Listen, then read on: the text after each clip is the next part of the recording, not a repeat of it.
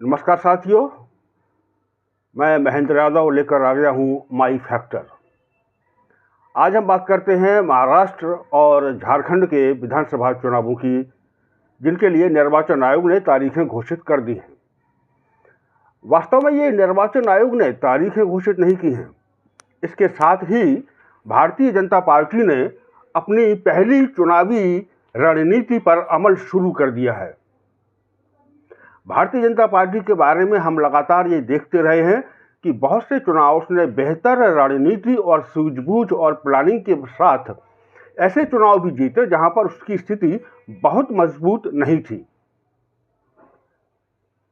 अब वही प्लान कि अभी हम देखते हैं कि हरियाणा में भी हुआ, उसके पहले उत्तराखंड के विधानसभा चुनावों में भी हुआ था, उत्तर प्रदेश के विधानसभा चुनावों में भी यही हुआ, बिहार के विधानसभा चुनावों में भी ऐसा ही हुआ, जहां पर लग रहा था कि भारतीय जनता पार्टी हार रही है या उसकी स्थिति कमजोर हो रही है।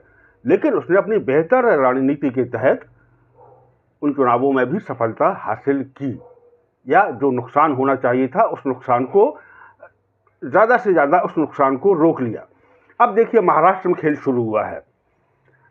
भारतीय जनता पार्टी को अच्छी तरीके से पता है कि इंडिया गठबंधन और कांग्रेस वालों के पास रणनीति का बेहद अभाव है। इनको तो बस जो भी चुनाव हो जाए, जिस तारीख में भी हो जाए, जिस भी स्वरूप में हो, एक ही तरीके से चुनाव लड़ना है। चाहे महाराष्ट्र के चुनाव अभी एक चरण में घोषित किए गए हैं, अगर 5 चरण में होते तब भी इनको वही उसी तरीके से लड़ना था। चाहे 2 चरण में होते तब भी ऐसे ही लड़ना था। चाहे सबसे पहले महाराष्ट्र के ही चुनाव निपटा दिए जाते तब भी ऐसे ही उनको लड़ना था। तो इस बात को भारतीय जनता पार्टी ने अच्छी तरीके से समझा है, और जो चुनाव की तारीखें घोषित की हैं, ये इसके जरिए एक बहुत बड़ा दांव भाजपा ने खेला है।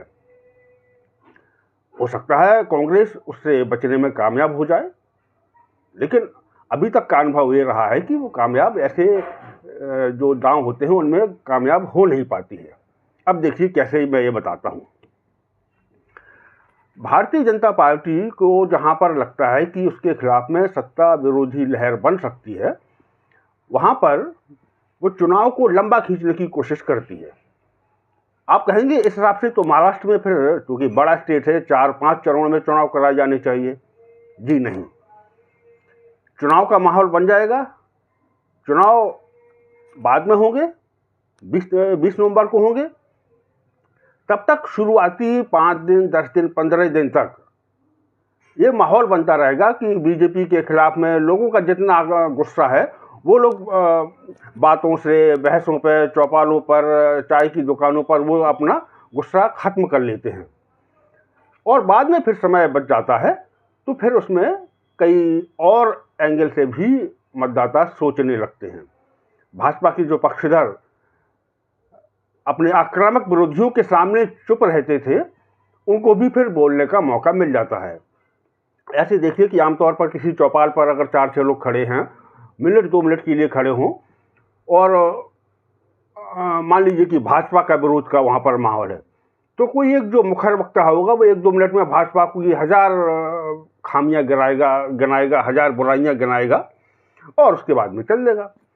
अगर सोचिए वहीं पर वो 4-5 लोग अगर 10-15-20 मिनट के लिए खड़े हों, तो फिर जो मुखर वक्ता है वो भी अपनी बात रखेगा, 1-2 और वक्ता है वो भी अपनी बात रखेंगे। अब सोचिए वही बात अगर 4-6 घंटे के लिए लोग वहां पर खड़े हो जाएं, तब क्या होगा। शुरू के 1-2 घंटे तक जो भाजपा के विरोधी हैं वो अपना गुस्सा निकालेंगे, अपनी आलोचना जो भी करनी है उनको वो करेंगे, अपने तर्क देंगे, फिर उसके बाद में चुप हो जाएंगे। कब तक बोलते रहेंगे। तो बाद में फिर जो भाजपा के पक्ष में भी लोग रहे हैं, जो उस समय नहीं बोल पा रहे थे आक्रामकता के आगे, जिनके तर्क कमज़ोर पड़ रहे थे, वो लोग क्या करेंगे, फिर वो बोलना धीरे धीरे शुरू करेंगे। शुरू में वो जो आक्रामक वक्ता थे उनकी ही बातों से सहमति जताएंगे, और फिर उसमें धीरे धीरे भाजपा का पक्ष लेना शुरू करेंगे, और बाद में फिर वो अपनी बात रखने लगेंगे। तो बाद में फिर समय जैसे बीतता जाता है, फिर वो आक्रामकता खत्म होती जाती है। भाजपा वही चुनाव में करना चाहती है कि अब ये 22 अक्टूबर से आचार संहिता शुरू हो जाएगी और लगभग 1 महीने चुनाव प्रक्रिया चलती रहेगी। यह एक बहुत बड़ी बात है। चुनाव होना है एक चरण में, तो सबसे पहले आप करा लेते, 13 नवंबर को ही करा लेते। लेकिन चुनाव प्रक्रिया लंबी खींच दी और कहने के लिए हमने एक ही चरण में चुनाव कराया है।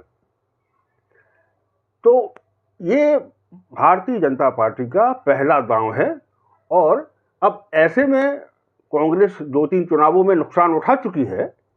अभी हाल में ही हरियाणा में बड़ा नुकसान उठाया ही है।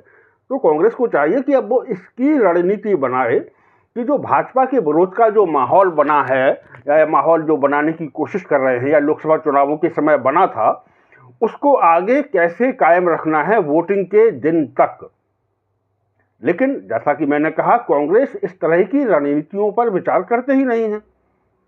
उनका तो सारा जोर इस पर रहता है कि सारे दल नहीं, मतलब सारे पत्रकार, टीवी चैनल, राजनीतिक विश्लेषक, ये सब भारतीय जनता पार्टी की करारी हार शो करें और ऐसी संभावना व्यक्त करें कि कांग्रेस बड़े भारी बहुमत से आ रही है। यानी कांग्रेस को जीतना जरूरी नहीं लगता, लेकिन सब लोग कांग्रेस के जीतने की भविष्यवाणी करते रहें, ये कांग्रेस को जरूरी लगता है। तो और बीजेपी इसका भी फायदा ले लेती है। शुरू में वो चुप रहते हैं, जब वोटिंग का दिन आने लगता है तब तक उसके लोग फिर बताने लगते हैं कि देखिए अब कांग्रेस आ रही है, अब तो आ ही रही है, अब सोच लीजिए कांग्रेस के राज में फिर ये होगा, कांग्रेस के राज में ये होगा। कई साल पुरानी, दशकों पुरानी बातें, पुराने गड़े मुर्दे उखाड़ने लगेंगे और इस तरह से वो अपना काफ़ी नुकसान रोकने में कामयाब हो जाती है। ऐसा ही उत्तर प्रदेश में भी हुआ था। ये तय हो गया था, एक तरीके से माना जाने लगा था और तमाम जो so called secular liberal channels हैं, इन्होंने तो और माहौल बना दिया था कि अरे बिल्कुल समाजवादी पार्टी आ रही है। क्यों आ रही है? क्योंकि यादव तो पूरे वोट जा रहे हैं समाजवादी पार्टी को, मुसलमान तो पूरे वोट जा रहे हैं, तो अब तो आना तय है, आना तय। यानी सपा के पक्ष में बोलते हुए भी सपा का नुकसान इतना कर दिया कि इतना शोर मचाया कि यादव और मुसलमानों की गोलबंदी हो गई है। तो इसके एवज में फिर अंत के जब चरण सामने आए, अंतिम चरणों का मतदान होने लगा, तब तक बाकी जातियां यादव और मुसलमानों के विरोध में गोलबंद होकर फिर से भारतीय जनता पार्टी को वोट कर बैठी। बिहार में भी ऐसा ही हुआ था। शुरू के चरणों में बिहार का परफॉर्मेंस विधानसभा चुनाव के समय 2020 में काफ़ी अच्छा गया था इनका, आरजेडी वगैरह का, भाजपा पिछड़ रही थी। लेकिन अंत के चरणों में भाजपा ने ये माहौल बनाया कि अब तो लालू जी का शासन फिर से आ रहा है, फिर जंगल राज आ जाएगा, फिर ये हो जाएगा, फिर वो हो जाएगा, और अंतिम चरणों में उन्होंने अपना नुकसान काफ़ी हद तक रोक लिया। जाहिर है बीजेपी ने जो चुनाव की तारीखें घोषित हुई हैं, भले ही निर्वाचन आयोग ने की हो, लेकिन इतना हम सभी जानते हैं कि कहीं ना कहीं सरकार की इसमें सहमति रहती है।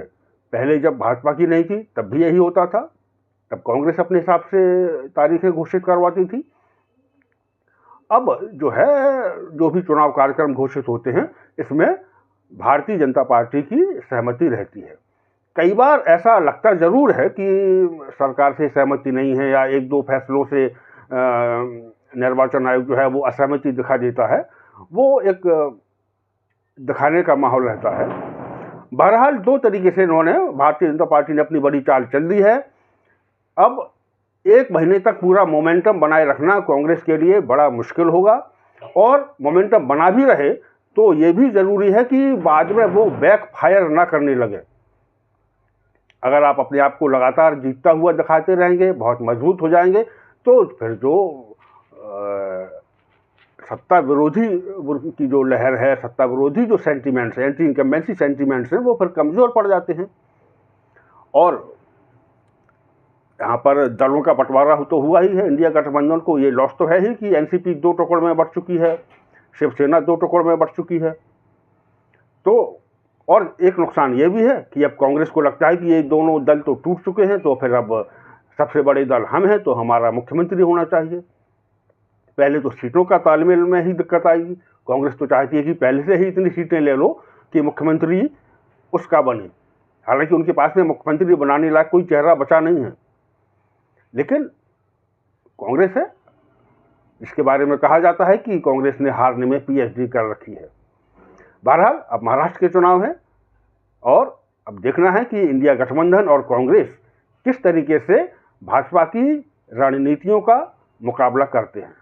धन्यवाद।